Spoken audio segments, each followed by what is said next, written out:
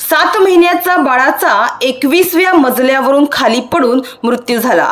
बुधवारी दुपारी विरारच्या बोणिंज येथील जॉय विले परिसरात ही दुर्घटना घडली।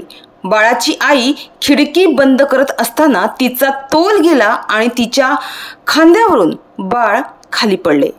विरार पश्चिमेच्या बोणिंज येथे जॉय विले नावाचे निवासी संकुल आहे। या संकुलात पिनेकल नावाची इमारत आहे।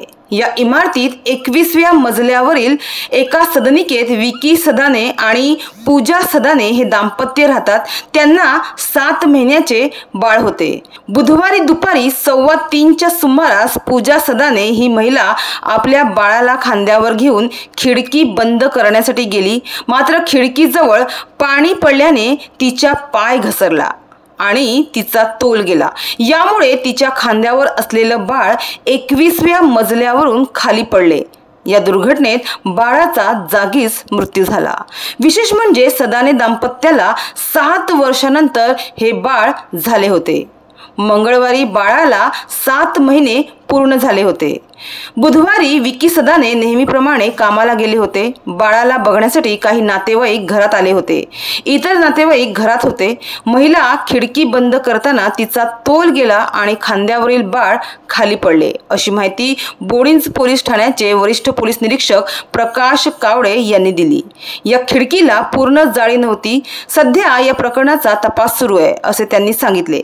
या प्रकरणी बोणिंज पोलीस ठाण्यात अपमृत्यूचा गुन्हा दाखल करण्यात आला आहे।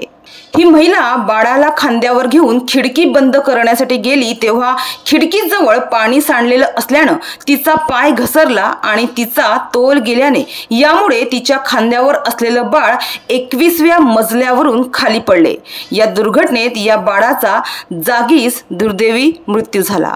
मात्र या खिडकीला सेफ्टी म्हणून गिरिल म्हणजेच जाळी नसल्याची माहिती समोर येत आहे। मात्र या घटनेनंतर सोशल मीडियावर अनेक प्रतिक्रिया उमटल्या आहेत। एकानं म्हटलं आहे की फ्लॅटला गिरिल कंपल्सरी आहे, तर एकानं सांगितलं आहे नेहमी बाळाला खाली जमिनीवर ठेवून आईने काम करावे, तर एकानं सांगितलं आहे की बिल्डर इतके पैसे घेतात आणि नंतर फ्लॅट धारकांना सेफ्टी ग्रिल लावून घ्यावी लागते, त्यापेक्षा बिल्डर लोकांना प्रत्येक बिल्डिंगमध्ये गिरिल लावून देण्यासाठी सक्ती केली पाहिजे, अशा प्रतिक्रिया अनेकांनी दिल्या आहेत। मात्र एका आईने 7 वर्षांनंतर झालेलं बाळ अशा प्रकारे गमावल्याने तिच्यावर दुःखाचं डोंगरच कोसळलं आहे।